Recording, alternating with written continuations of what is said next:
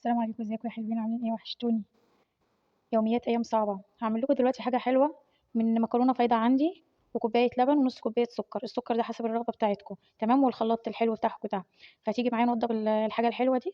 الحاجه الحلوه دي والله العظيم بتنباع بره باغلى ثمن، فجربوها وان شاء الله تعجبكم. المكرونه هنحطها في الخلاط زي ما انتم شايفين كده.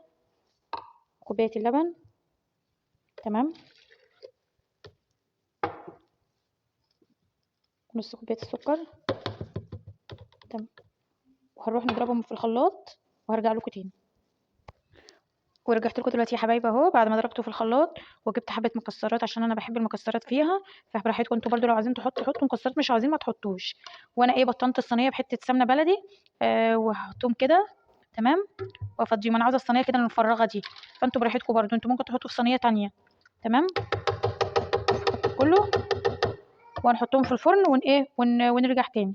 رجعت لكم تاني اهو بعد ما طلعت الصينيه من الفرن. شايفين بالشكل ده. وحطيت على وشها نوتيلا وشوكولاته فرماسيل. و... ولو عجبكم الفيديو تدوسوا لايك وشجعوني ان انا اعمل فيديوهات تاني. بحبكم. يوميات ايام صعبه.